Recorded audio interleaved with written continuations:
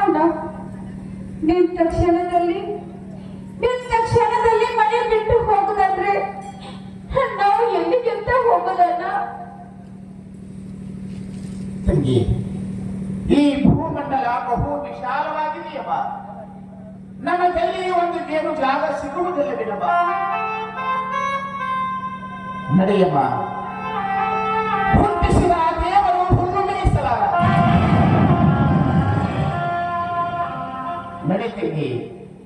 ಈ ಕತ್ತೆಗಳಿಗೇನು ಗೊತ್ತು ಕಸ್ತೂರಿಯ ಪರಿಮಳ.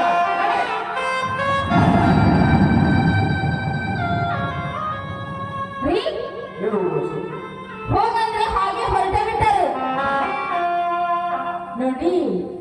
ಈ ಮನೆಗೆ ಸೇರ್ಬೇಕಾದ ಒಡವೆಯನ್ನು ಬಿಚ್ಚಿಕೊಟ್ಟ ಹೋಗ ಅಂತ ಹೇಳ್ಬಿಡಿ. ಆಯ್ತು. ಹೇ ನಾಯಿಗಳ ಬಾರುವಿಗೆ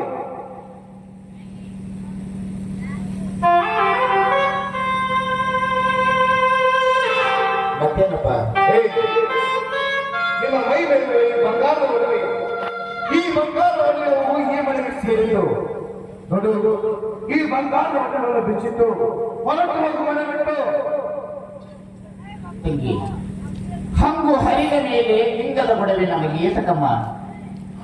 ಇವನ ಗೊಡವೆಯೂ ನಮಗೆ ಬೇಡ, ನಮ್ಮ ಮೈ ಮೇಲಿರುವ ಈ ಚಿನ್ನದ ಒಡವೆಗಳು ನಮಗೆ ಬೇಡ. ಕೊಟ್ಟು ಬಿಡಮ್ಮ, ಕೊಟ್ಟು ಬಿಡಮ್ಮ ಅವರ ಒಡವೆಗಳನ್ನು.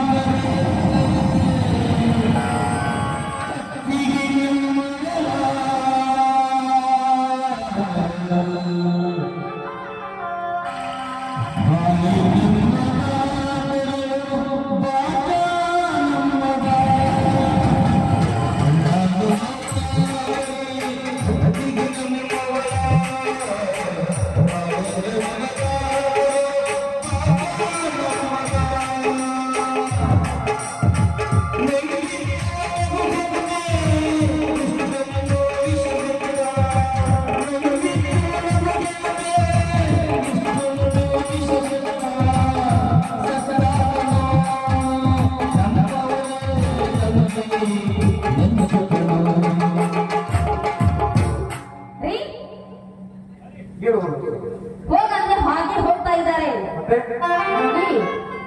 ಈ ಮನೆಗೆ ಸೇರ್ಬೇಕಾದ ಆಸ್ತಿಯನ್ನು ನನ್ನ ಹೆಸರಿಗೆ ಬರೆದುಕೊಟ್ಟು ಹೋಗ ಅಂತ ಹೇಳ್ಬಿಡಿ.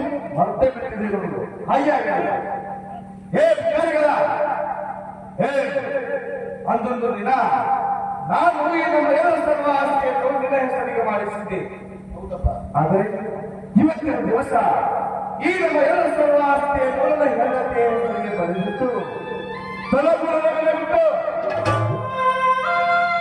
ಸತೀಶ, ಮಾನಕ್ಕಿಂತ ಮಿಗಿಲಾದ ವಸ್ತು ಈ ಪ್ರಪಂಚದಲ್ಲಿ ಯಾವುದೂ ಇಲ್ಲ. ನನಗೆ ಆಸ್ತಿ ಬೇಕು ತಾನೆ? ಆಯ್ತಪ್ಪ, ನಮ್ಮ ಇಡೀ ಆಸ್ತಿಯನ್ನು ನಿನ್ನ ಹೆಂಡತಿ ಹೆಸರಿಗೆ ಬರೆದುಕೊಡುವೆ. ಆಯ್ತು. ಶೋಭಾ, ಶೋಭಾ, ಒಳಗಡೆ ಖಾಲಿ ಮಾಡ್ಕೊಂಡು ಬಂದಿದೆ. ಬೇಗ ಎತ್ತುಕೊಂಡು ಬಾಬು, ನಡುವಿಕೆ ನಡೀತು.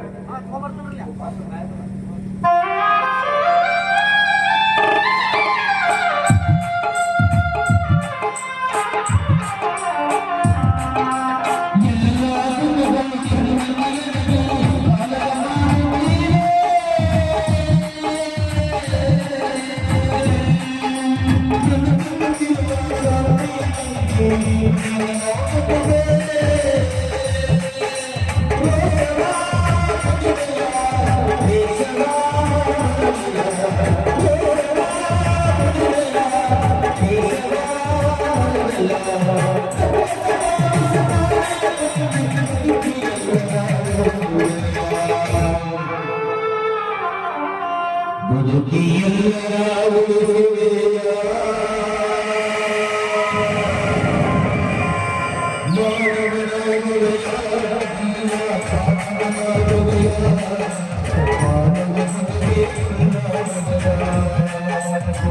you.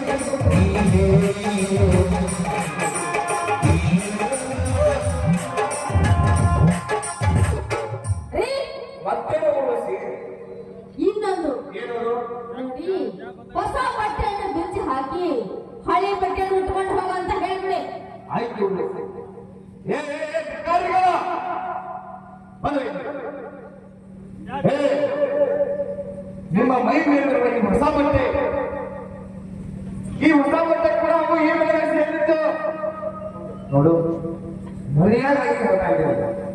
ಈ ಹೊಸ ಬಟ್ಟೆಗಳನ್ನು ಬಿಚ್ಚಿಟ್ಟು ಹಳೆಯ ಹರಕು ಬಟ್ಟೆಗಳನ್ನು ಕಟ್ಟಿಕೊಂಡು ಹೊರಗೆ ಹೋಗುವುದನ್ನು ಸತೀಶ, ಬಟ್ಟೆ ಹೊಸದಾದರೇನು ಹಳೆಯದಾದರೇನು, ಇವತ್ತು ಹೊಸದಿದ್ದದ್ದು ಅದು ನಾಳೆಗೆ ಹಳೆಯದಾಗಿ ಆಗುತ್ತದೆ. ಈ ದೇಹವೇ ಒಂದು ದಿವಸ ನಾಶವಾಗಿ ಹೋಗುವುದರಿಂದ ಬಳಿಕ ಈ ಬಟ್ಟೆಯ ಮಹತ್ವವೇನು ನನಗೆ? ಆಯ್ತಪ್ಪ, ಕೊಡು.